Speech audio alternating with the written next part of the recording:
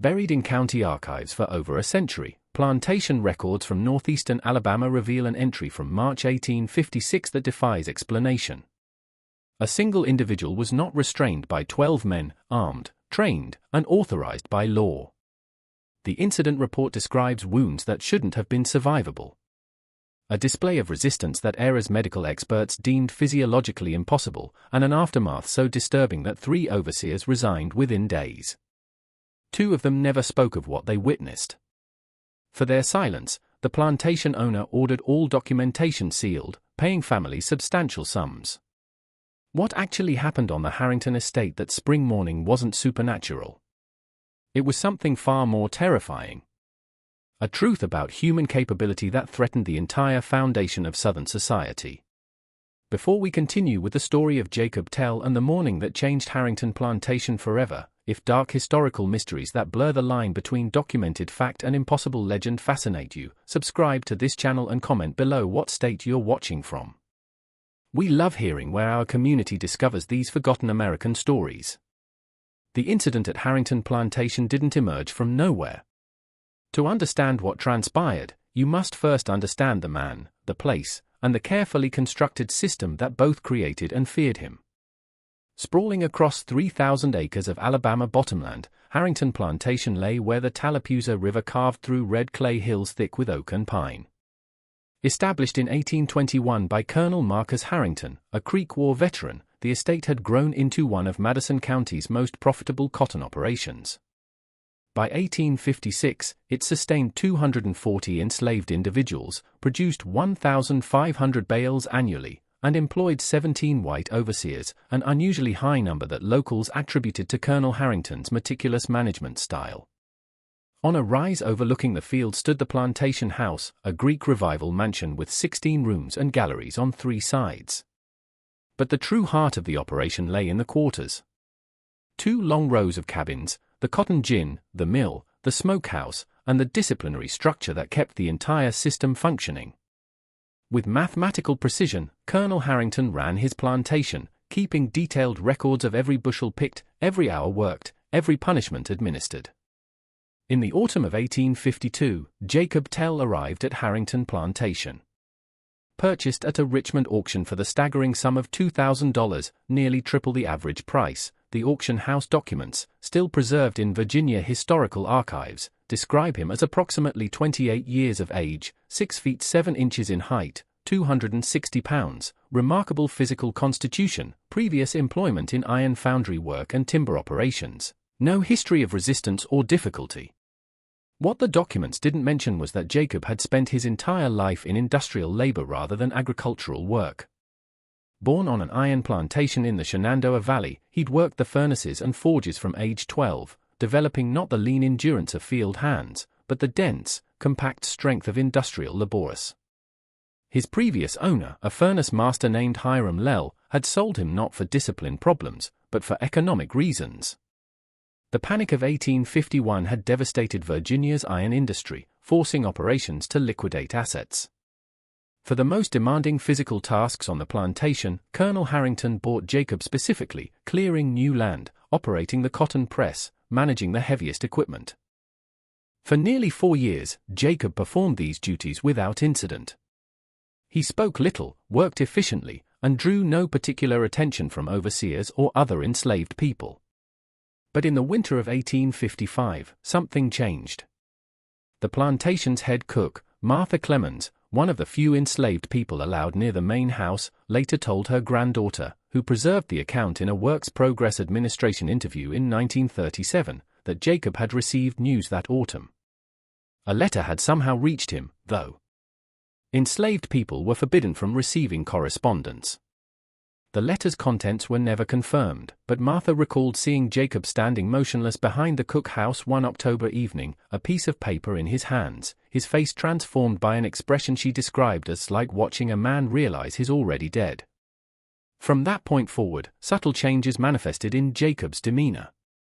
He continued working with the same efficiency, but overseers reported an unsettling quality to his compliance, a mechanical precision that felt more like counting down than cooperating. In his daily log, Thomas Gibbard, the head overseer, noted that Jacob had begun asking unusual questions about property boundaries, river depths, and distances to neighboring counties. Nothing overtly suspicious, but enough to raise vigilance.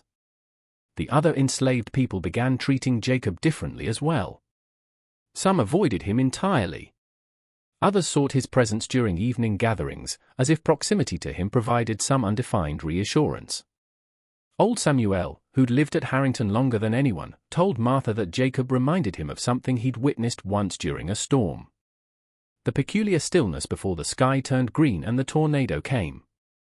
Despite his reputation for attentiveness, Colonel Harrington seemed not to notice these subtle shifts. His attention that winter focused primarily on his eldest daughter, Caroline's, upcoming marriage to a Charleston merchant, an alliance that would significantly expand his commercial connections. The wedding was planned for late March 1856 with guests expected from across the South. The plantation needed to present its most impressive face. In February, the colonel ordered an expansion of the cotton press operation, requiring additional cleared land and new equipment installation. To lead this project, Jacob was assigned, working alongside 8 other men under the direct supervision of 3 overseers, Gibbard, a Kentucky man named Eli Strauss, and a recent hire from Georgia, William Pritchard.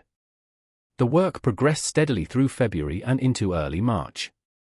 But on March 14, exactly 1 week before Caroline's wedding, everything changed. Unremarkably, the morning of March 14, 1856, began. Dawn arrived wrapped in thick fog from the Tallapoosa River, the kind that turned the plantation into a landscape of gray shapes and muffled sounds. Near 40 degrees, the temperature hovered, cold enough that breath showed white, but not cold enough to delay work. At 5:30 a.m., the plantation bell rang. As it did every morning, calling everyone to their assignments. As required, Jacob reported to the cotton press area, joining the work crew preparing timber for the new press foundation.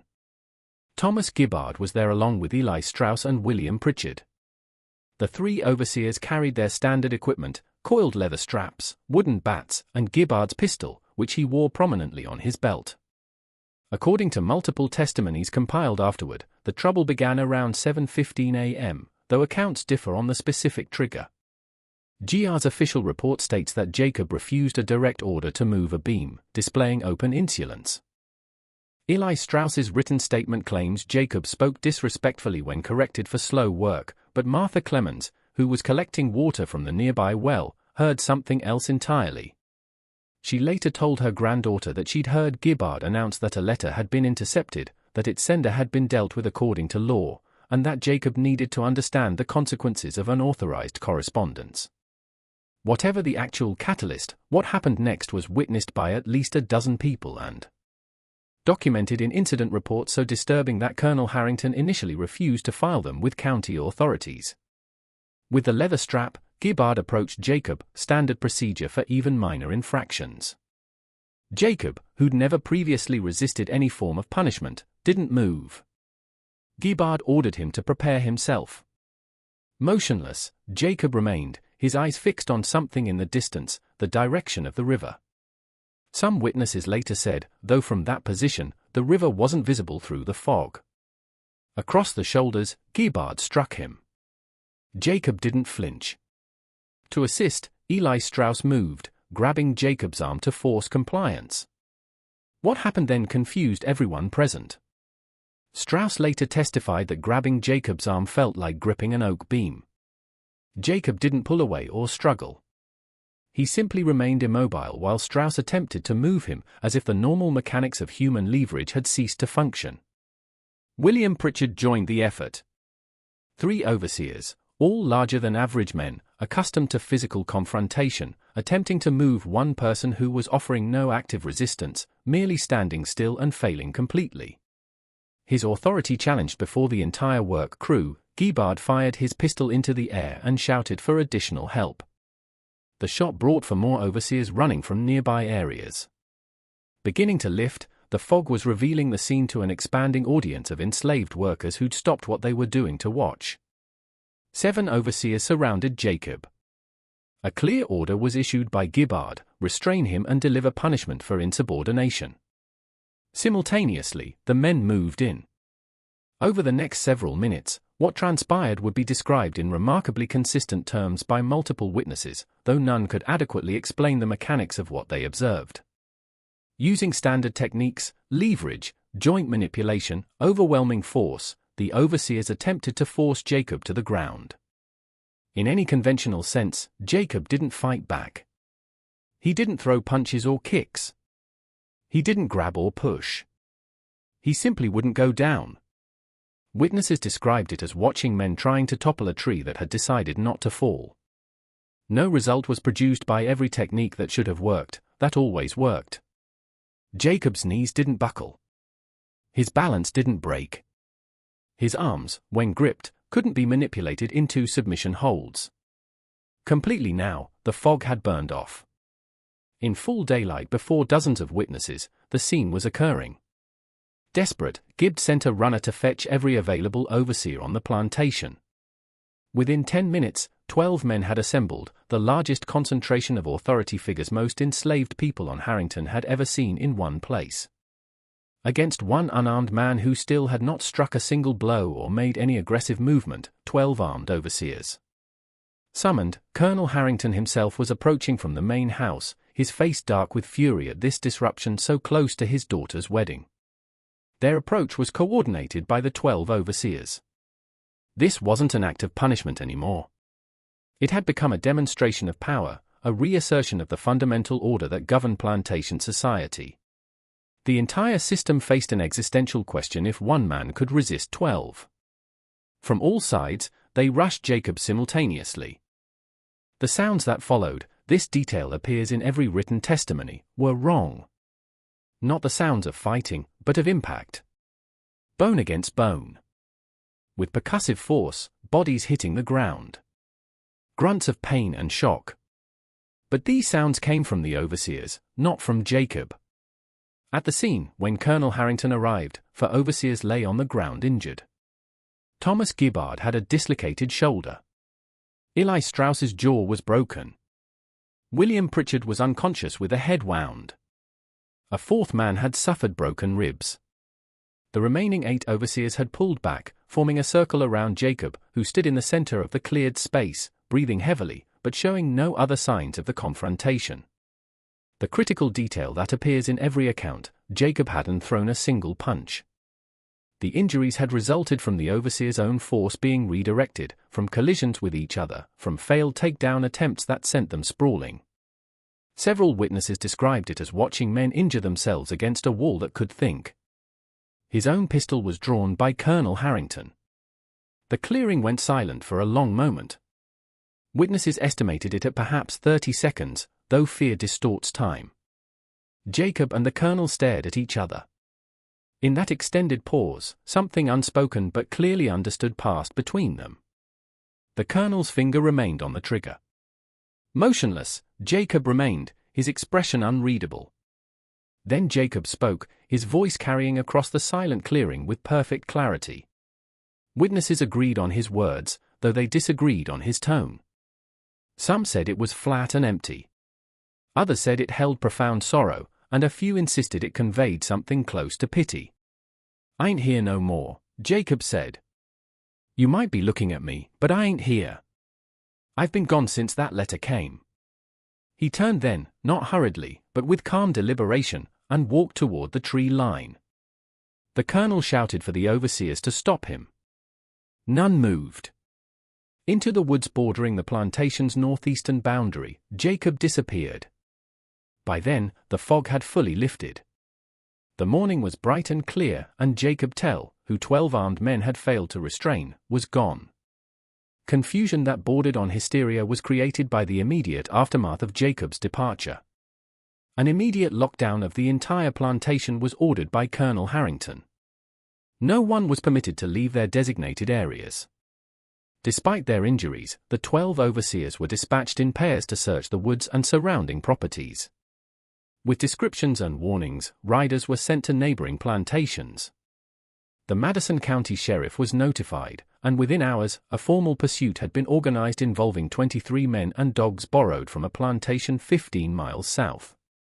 But with a thoroughness that seemed impossible given the resources dedicated to finding him, Jacob Terrell had vanished. From the cotton press area, the tracking dogs picked up his scent easily enough, followed it into the woods for perhaps half a mile, then abruptly lost it at the edge of a creek. This wasn't unusual. Water disrupts scent trails. What puzzled the trackers was that they couldn't pick up the trail on either bank, upstream or downstream, despite searching for 3 miles in both directions. It was as if Jacob had stepped into the water and ceased to exist. For 11 days, the search continued. Every known hiding place was checked by patrols, every cave, every abandoned structure within a 20 m radius. On neighboring plantations, they questioned enslaved people, offering rewards for information. They monitored roads, river crossings, and known routes toward free states. They found nothing. During those 11 days, transformed was the atmosphere at Harrington Plantation. When questioned by authorities, the enslaved community, which had witnessed the confrontation, maintained absolute silence about Jacob's departure. But among themselves, according to accounts preserved decades later, they spoke of little else. Some expressed hope that Jacob had found freedom. Others feared terrible retribution when he was inevitably captured. A few shared rumors that Jacob had never intended to run at all, that he'd walked into those woods to die on his own terms, having finally broken under some unbearable psychological weight. As scheduled, the wedding proceeded on March 21, though Colonel Harrington's demeanor during the festivities struck guests as distracted and tense. Due to their wounds, 3 of the injured overseers were unable to attend. The celebration felt forced, servants later recalled, as if everyone present was pretending not to notice the question hanging over the plantation. How had one man resisted 12? And what did it mean that he'd succeeded? On March 23, Thomas Gibbard, his shoulder still bound after the dislocation, submitted his resignation. In his letter to Colonel Harrington, preserved in the plantation papers, he wrote, "I can no longer in good conscience maintain discipline on this property.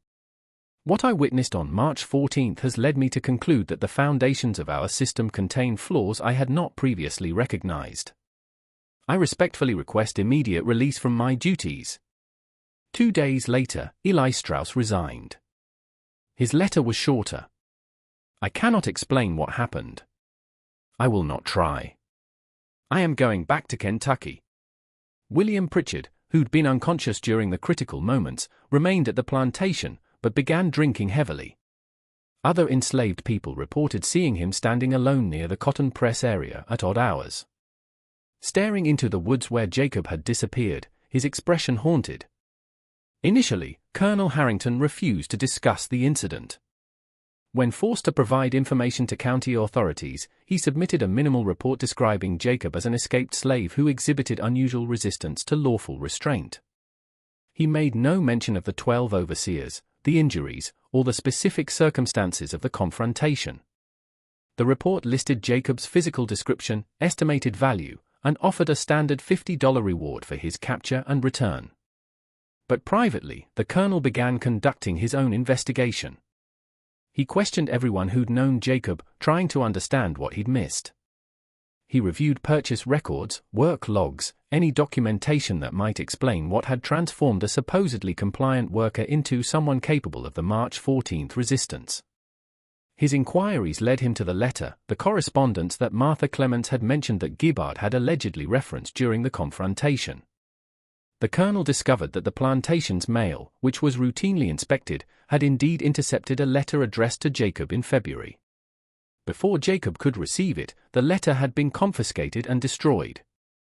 Standard procedure for unauthorized correspondence. But the colonel's review of the mail logs revealed something disturbing. The letter hadn't been destroyed immediately. One of the overseers, a man named Henry Wallace, who'd resigned in January for unstated reasons, had kept it for several days before turning it in.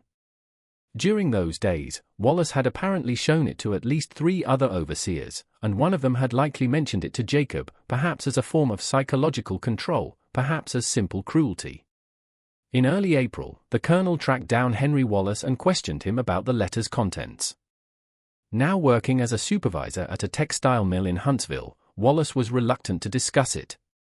When pressed, he finally admitted that the letter had come from Virginia from a woman identifying herself as Jacob's wife. The letter, Wallace recalled, had been brief and devastating. After her owner's death, Jacob's wife had been sold south. Having somehow gotten word to Jacob about her location, she'd written from a plantation in Georgia. The letter contained a plea for Jacob not to attempt rescue, an acknowledgement that they would never see each other again, and a final message. She was pregnant with their child, conceived during Jacob's last visit to Virginia before his own sail south. The letter's final lines had stayed with him, Wallace told the colonel. "Don't let them take you piece by piece. Whatever they do to the body don't matter if you keep yourself whole inside. Remember me. Remember we real." The colonel asked why Wallace had resigned. Unsettling was Wallace's response, documented in the colonel's private journal. "After I read that letter, I couldn't look at any of them the same. I kept thinking about what it means to own a man who loves somebody. It started keeping me awake." Armed with this information, Colonel Harrington reassessed the March 14th incident. Jacob's resistance hadn't been random defiance or sudden madness. It had been a deliberate choice made by a man who'd lost everything that made compliance bearable. New meaning was taken on by the "I ain't here no more" statement. Jacob had psychologically severed himself from the circumstances of his enslavement, rendering physical coercion meaningless because he no longer valued his own physical preservation. More than the escape itself, this realization disturbed the colonel. The system he'd maintained so carefully depended on enslaved people having something to lose: comfort, relationships, hope of better conditions. A man who'd abandoned all hope, who decided his physical body was no longer his concern, couldn't be controlled by conventional means. On April 12, nearly a month after the incident, something was discovered by a plantation hand near the northeastern property line in the same general area where Jacob had entered the woods. It was a small cloth bundle carefully wrapped and wedged into the hollow of an oak tree about 30 yards from where the dogs had lost Jacob's scent. Inside the bundle were 3 items. A small wooden carving of 2 figures holding hands, simple but carefully crafted. A scrap of paper with an address in Georgia written in careful letters. And a piece of metal that appeared to be a tag from an iron foundry, the kind worn by industrial workers to identify their specialized skills. But what disturbed those who examined the bundle was the accompanying note written on a torn piece of what appeared to be the intercepted letter. The handwriting was crude but legible. "I ain't running, I'm walking slow and steady. I'm going to Georgia. Probably take me for months if I move careful. If I make it, you won't never hear of me again. If I don't make it, at least I died trying to get back to what matters. That morning at the press, I wasn't fighting nobody. I was just showing y'all that I ain't a thing you can move around no more. I'm a man deciding where he goes. You can kill a man like that, but you can't work him. Colonel Harrington, you reading this, I want you to know I ain't got no hate for you. You built your life on top of a lie you was told was true. And I feel sorry for you having to live with that. The real curse ain't on us. It's on y'all. You the ones got to wake up every day knowing what you doing ain't right and doing it anyway. That eats at a man worse than any whip." The note was unsigned, but unquestionably in Jacob's hand, based on comparison with the few documents where he'd marked his X. The note's destruction and the bundle's burning were ordered by Colonel Harrington. But word of its contents spread anyway, passed whisper by whisper through the enslaved community and eventually reaching some of the overseers. The note's message, that Jacob hadn't been fighting, but demonstrating that he was no longer available to be coerced, reframed the entire confrontation in ways that made several overseers deeply uncomfortable. As spring moved into summer, a decision was made by the colonel. He quietly discontinued any active search for Jacob. The official position was that after more than 2 months, the chances of recovery were negligible and further expenditure unjustified. But privately, the colonel confided to his brother-in-law that he hoped Jacob had died in the woods or been killed attempting to reach Georgia. Because the alternative, that Jacob had successfully completed a 350 journey through hostile territory, raised questions he didn't want answered. The alternative meant that determination and strategic thinking could overcome systems designed to prevent exactly that. It meant that compliance was a choice that could be withdrawn. It meant that the whole apparatus of control was more fragile than anyone wanted to admit. With no word of Jacob Terrell, summer turned to autumn. The Harrington plantation returned to its routines, though subtle changes remained. The colonel hired 2 additional overseers, bringing the total to 19, but both resigned within months, finding the atmosphere at the plantation unsettling in ways they couldn't articulate. Several enslaved people who'd witnessed the March confrontation developed reputations as quietly uncooperative, not openly resistant, but working with an efficiency that felt more like calculated minimum effort than genuine submission. William Pritchard's drinking worsened until the colonel had no choice but to dismiss him in November. Before leaving, Pritchard told Martha Clement something she'd remember for decades. "I keep dreaming about that morning. Not about Jacob walking away, about the moment before the 12 of us rushed him. The way he looked at us, like he was already somewhere else and we was the ones who wasn't real no more." Then in January 1857, 9 months after Jacob's disappearance, a letter arrived at Harrington Plantation. It bore a Georgia postmark and was addressed to the owner of Harrington Estate, Madison County, Alabama. For 3 days, the letter from Georgia sat unopened on Colonel Harrington's desk. He'd recognized the handwriting anywhere. It matched the note found in the tree hollow, and more disturbingly, it bore the same distinctive mark Jacob used to sign documents, a simple X with a small circle at its center, a mark he'd apparently developed working at the iron foundry to distinguish his signature from others who couldn't write. When the colonel finally opened it on January 19, 1857, the contents were brief. "Colonel Harrington, I made it. Took me until October, but I made it. I am writing to tell you 3 things. First, I ain't your property no more, and I ain't running. I am with my wife and my son who was born in August. We are together, and that is all I wanted. Second, I want you to know that I held no anger that morning in March. You was doing what you thought was right based on what you was taught, but that don't make it right. Third, I'm sending this letter because I want you to understand something important. Every single person you own is making the same choice I made every single day. They are choosing to stay or choosing they ain't strong enough yet to leave or choosing they got reasons that matter more than freedom right now. But they are choosing. You don't own nobody, Colonel. You just got a system that makes it hard for people to choose different. But hard ain't the same as impossible. I prove that. This letter is my way of saying that everything you think is solid ain't solid at all. I hope you think about that. I hope it bothers you." The letter was unsigned beyond the X and circle mark. Witnesses later reported that Colonel Harrington's hands were shaking when he finished reading. He immediately summoned Thomas Gibbard, who'd reluctantly returned to the plantation in November after failing to find other work. The colonel showed him the letter and asked a single question. "Is this real? Could he actually have made it?" Gibbard studied the letter for a long moment. 350 miles through Mississippi and Alabama into Georgia, he finally said, avoiding patrols, slave catchers, river crossings, winter coming on, no resources, no help, no maps. It shouldn't be possible. But the colonel pressed. But Jacob Terrell did things that shouldn't have been possible on March 14, Gibbard said quietly. Maybe impossible is different than we thought. An inquiry was sent by the colonel to the Georgia plantation mentioned in Jacob's original letter bundle, the address where his wife had been sold. The response came 6 weeks later. Yes. An enslaved woman matching the description had been on their property. Yes, she'd had a son in August, and yes, she'd escaped in late October with her infant, disappearing in the same frustratingly complete manner as Jacob. The Georgia overseer who wrote the response added an interesting detail. On the night before the woman's escape, one of our patrols reported seeing an unusually large man near the property's northern boundary. When they approached to investigate, the figure retreated into the woods.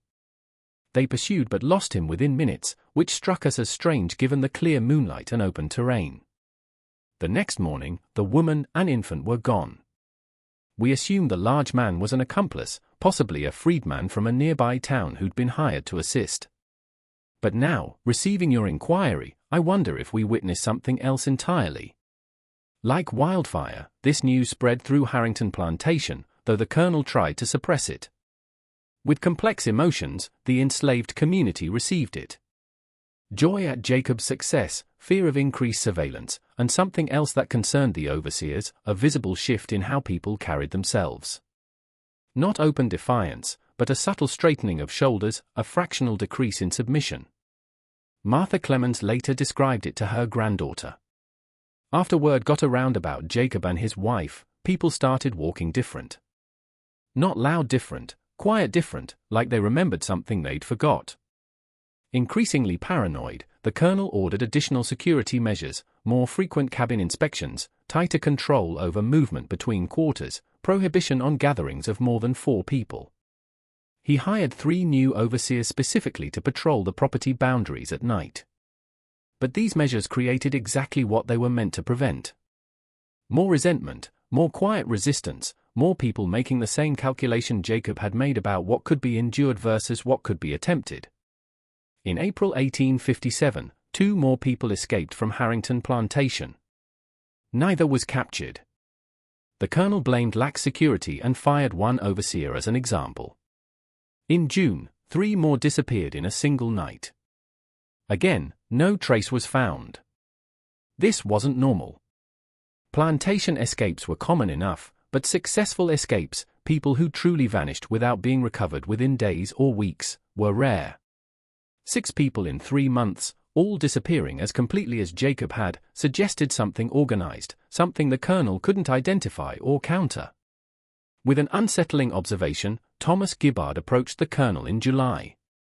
He'd been comparing the escape dates with moon phases and had noticed a pattern. Every escape occurred during the new moon when darkness was most complete. Furthermore, all 6 people who'd escaped had been present during the March 14 confrontation with Jacob. They'd watched him resist 12 overseers and walk away. They'd seen that impossible was different than they'd thought. Jacob's not here, Gibbard told the colonel. But what he did is still here. It changed something. People saw a different possibility and now they can't unsee it. Desperate to reassert control, the colonel made a decision that would haunt him for years. He ordered a public punishment of someone he suspected of facilitating the escapes, a man named Daniel Hayes, who'd been friends with several of those who disappeared. The punishment was calculated to be severe enough to serve as warning. 30 lashes administered in front of the entire enslaved community. The punishment was scheduled for July 28, 1857. As the assembled crowd watched Daniel Hayes being tied to the post, something unprecedented happened. Before the first lash could fall, a woman stepped forward. Then another, then a man. Within 30 seconds, more than 50 people had moved forward, forming a silent line between Daniel Hayes and the overseer holding the whip. They didn't speak. They didn't threaten. They didn't charge or attack. They simply stood there, present and refusing to move, creating a human barrier that couldn't be bypassed without violence that would injure dozens of people. The overseer looked to the colonel, who'd gone pale. The colonel ordered the crowd to disperse. No one moved. For 5 minutes, multiple witnesses timed it, nothing happened. The 2 groups stood facing each other in silence, neither willing to escalate, neither willing to back down. Then, from somewhere in the middle of the line of enslaved people, someone began humming. The tune was simple, repetitive, one that several people recognized from work songs. Within moments, others joined. Not loudly, not defiantly, just a steady, continuous hum that filled the silence with sound that somehow felt more unnerving than shouting would have been. Recognizing that actually dispersing this group would require violence that might spiral out of control, the colonel made a rare concession. He ordered Daniel Hayes released and the punishment postponed, pending further investigation. As the crowd dispersed, the colonel noticed something that chilled him more than the confrontation itself. Several people were smiling, not openly, not mockingly, but with small private expressions of satisfaction. They just demonstrated the same principle Jacob had shown on March 14: unified passive resistance, even from unarmed people, created situations that force couldn't easily resolve. The summer of 1857 transformed Harrington Plantation into something unrecognizable from what it had been 15 months earlier. Attempting to maintain control, the colonel oscillated between harsh crackdowns and nervous concessions, creating an atmosphere of unpredictable tension that satisfied no one and disturbed everyone. for more overseers resigned between August and October, all citing similar reasons in their departure letters: an inability to maintain discipline through traditional means, a sense that the fundamental dynamics of the plantation had shifted in ways they couldn't manage, and most tellingly, a growing discomfort with their own role in the system. One overseer, a man named Patrick Doyle from South Carolina, wrote in his resignation, "I came to Alabama believing I understood the nature of this business. The events of the past year have demonstrated I understood nothing. When 50 people can stop a lawful punishment simply by standing still. When 6 people can disappear as completely as if the earth swallowed them. When stories about one man's resistance can change how hundreds of others think about their circumstances, then the entire operation rests on foundations more fragile than any of us wanted to admit. I no longer have confidence that these foundations can hold, and I don't wish to be present when they crack." The enslaved community at Harrington, meanwhile, was experiencing its own complex transformation. The solidarity demonstrated during the Daniel Hayes incident had been powerful, but it had also been dangerous.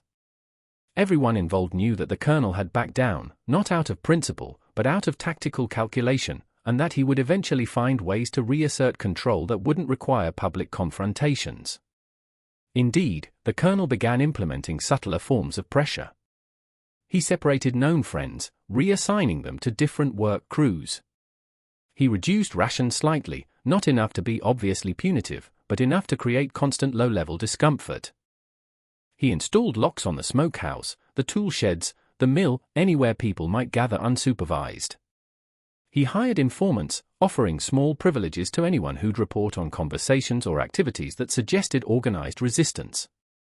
These tactics created divisions within the enslaved community.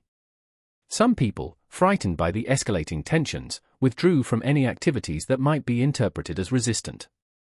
Others became more committed to quiet defiance, developing increasingly sophisticated methods of communication and coordination that couldn't be easily traced or proven. Martha Clemens, navigating between the main house and the quarters, found herself in an unusual position to observe both sides of the deteriorating situation. She watched the colonel's paranoia grow, saw him reviewing patrol logs obsessively, noticed him starting awake at small noises. She also witnessed the nightly gatherings in the quarters where people shared information with practiced caution, passing messages through work songs whose meanings the overseers couldn't decode.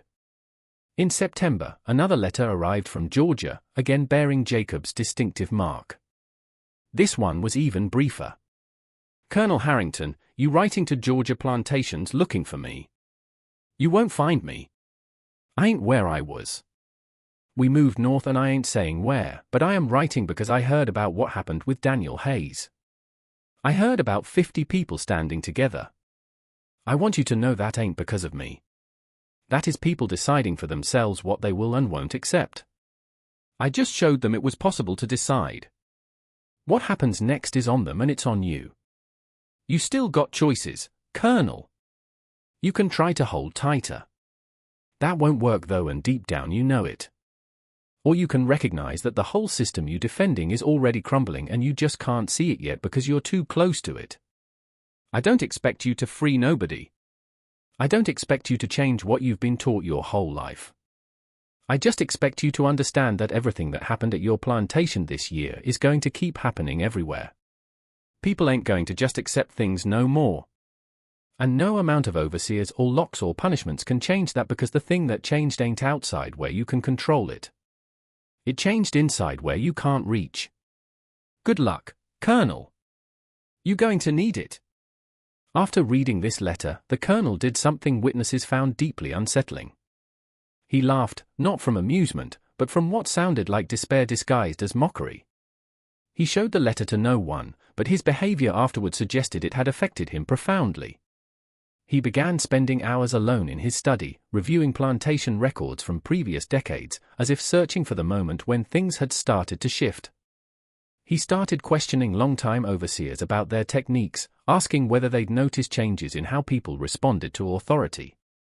He visited neighboring plantations seeking advice from other owners about maintaining discipline in what he described as changing circumstances.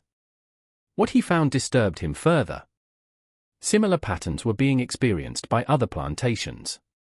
Not as dramatic as Harrington's experiences, but subtle increases in resistance, more frequent escapes, small acts of defiance that added up to something larger. The consensus among planters was that Northern abolitionist propaganda was infecting the enslaved population, creating unrealistic expectations and undermining the natural order. But the colonel suspected something different. He'd read both of Jacob's letters carefully, and one phrase had lodged in his mind. "You can't work a man who decided he ain't a thing no more." The problem wasn't external agitation.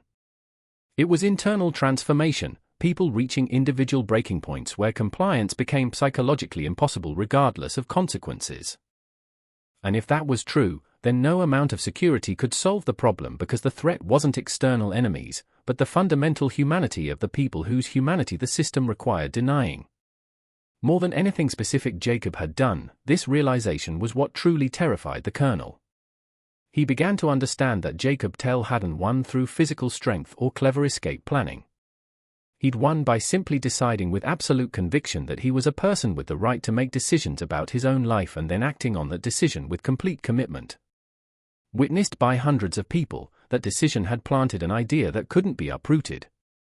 If Jacob could decide, so could they. In November 1857, an extraordinary choice was made by the colonel. He sold 75 people, nearly a third of Harrington's enslaved population, to plantations across 3 different states. He claimed he was liquidating excess assets due to cotton market fluctuations. But everyone understood the real motivation. He was breaking up the community that had witnessed Jacob's resistance and the subsequent events. The sales were deliberately cruel in their targeting. He separated families, split up known friends, sent individuals to plantations hundreds of miles apart where they'd have no existing connections or support networks. The goal was to scatter the memory of what had happened at Harrington, to prevent the story from continuing to spread and inspire. But memories, as the colonel would learn, don't require physical proximity to survive. They travel through letters, through new arrivals at plantations who'd heard stories from those who'd been at Harrington, through the mysterious networks of communication that existed despite all efforts to suppress them. And Jacob's story, amplified by each retelling, was becoming something larger than the man himself. It was becoming a parable about resistance, about the moment when a person decides that existence without dignity is no longer acceptable, about the power of witnessing someone refuse to be moved. The people sold away from Harrington carried these stories with them. And everywhere they went, those stories changed something small but significant in how people thought about their circumstances. Just when we thought we'd seen it all, the implications of what began at Harrington Plantation in March 1856 were spreading far beyond one property in Madison County. If this story is giving you chills, share this video with a friend who loves dark mysteries. Hit that like button to support our content, and don't forget to subscribe to never miss stories like this. Let's discover together what happened to both Jacob Terrell and Colonel Harrington in the months and years that followed. A cold that settled deep into Alabama's bones was brought by the winter of 1857 to 1858. Unusual for a region accustomed to mild seasons. Solid enough that people could walk across in places, the Tennessee River froze, something locals said they hadn't seen in 40 years. Now operating with a reduced and deliberately fractured population, at Harrington Plantation, the cold seemed to mirror the atmosphere of suspicion and resentment that had replaced the property's former brutal efficiency. Visibly over the 18 months since Jacob's resistance, Colonel Harrington had aged. Neighbors commented on his graying hair, his distracted manner, his obsessive attention to security details that seemed disproportionate to actual threats. His daughter Caroline, now married and living in Charleston, visited for Christmas and was disturbed enough by her father's state to write her husband. "Papa is not well, though he denies it. He speaks constantly of the need for vigilance, starts at small noises, and has developed the habit of reviewing patrol reports at odd hours.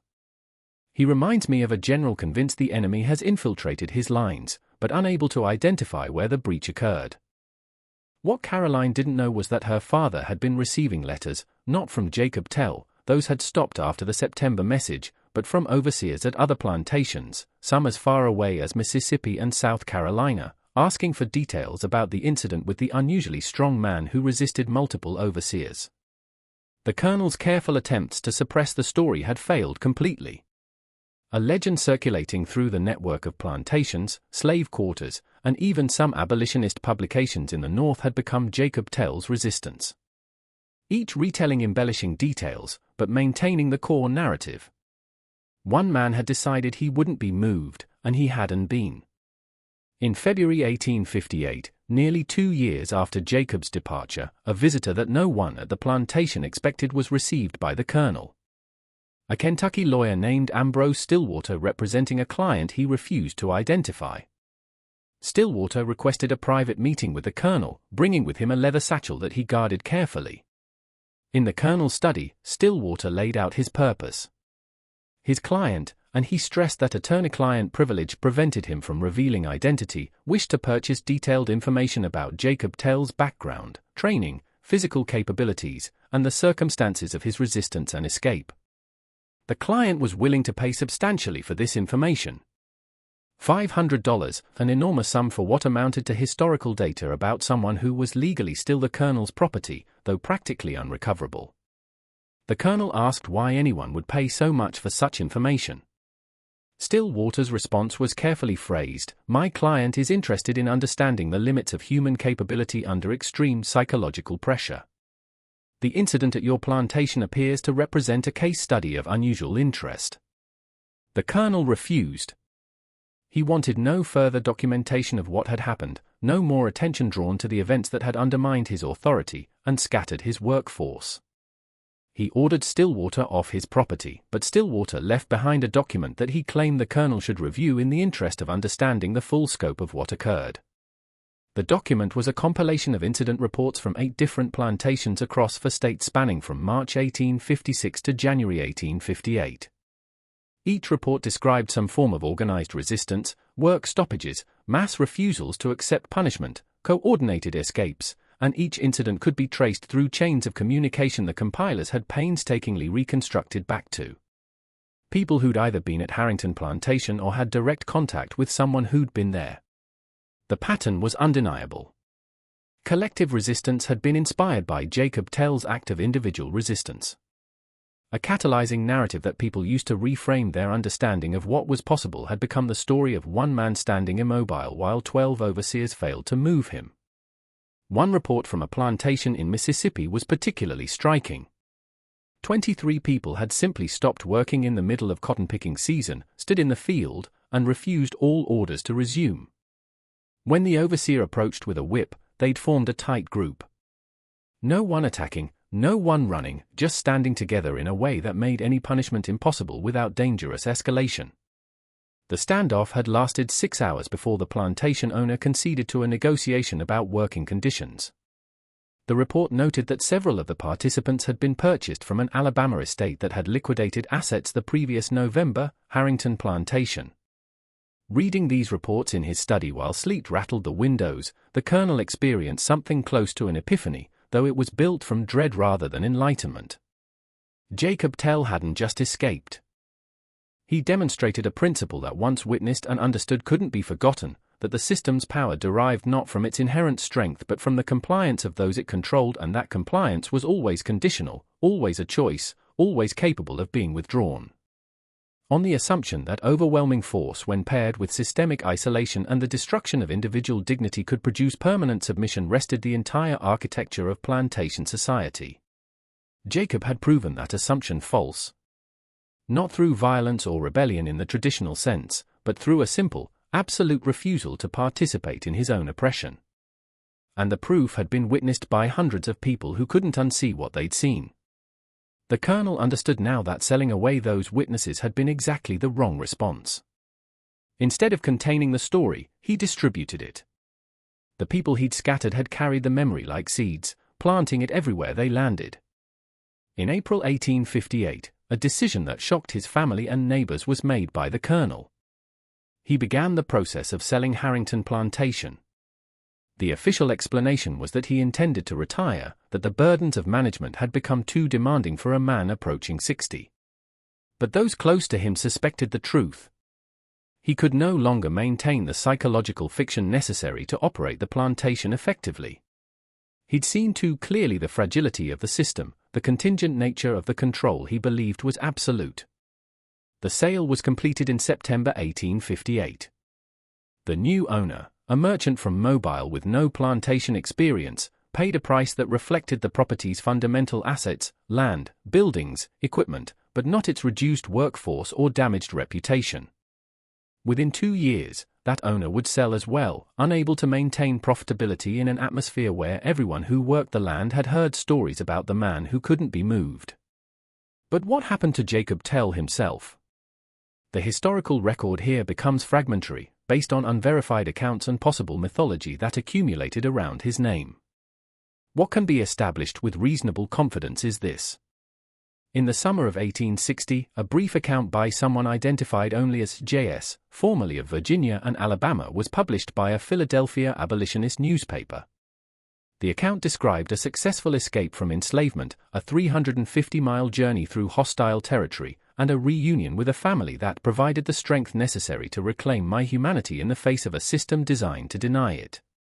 The account included one passage that seems unmistakably related to the Harrington Plantation incident. I discovered that day that true resistance isn't violence or flight. It's the simple, absolute insistence on your own human dignity in circumstances designed to strip that dignity away. I didn't fight those 12 men. I just decided they no longer had the authority to define what I was or where I could go. That decision, once made with total conviction, changes everything. Whether this J.S. was Jacob Terrell cannot be definitively proven.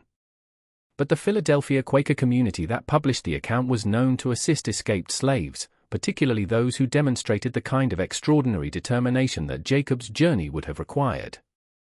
There are no death records, no capture reports, no further documented appearances of Jacob Terrell in any official capacity. For someone who'd been valuable property whose escape had caused such disruption, this absence of documentation is itself remarkable.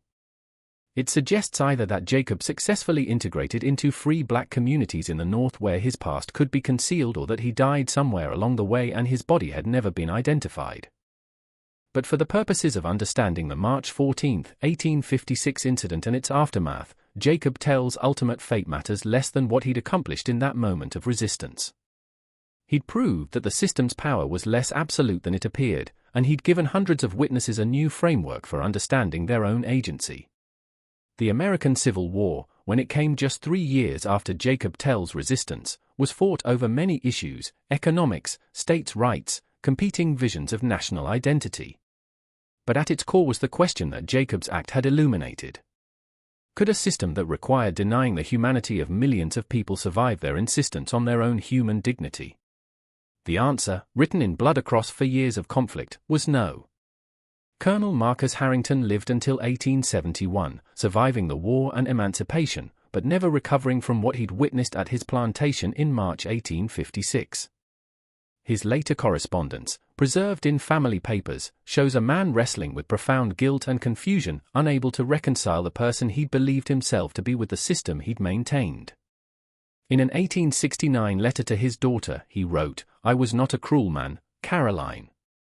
Yet I participated in cruelty so systematic and complete that individual kindness became meaningless. The man Terrell taught me that, not through what he said, but through what he showed. He demonstrated that every person I owned had been making a choice every day, a choice to endure rather than resist, and that this choice was an expression of their humanity that existed despite everything I'd done to deny it." Harrington Plantation changed hands twice more before being subdivided into smaller farms in the 1880s. The cotton press area where Jacob had made his stand eventually became overgrown, then cleared for other purposes. Nothing physical remains today to mark where the confrontation occurred. But the story persisted. In the decades after the Civil War, as formerly enslaved people began documenting their experiences, multiple accounts mentioned hearing about the man who 12 overseers couldn't move during their time in bondage.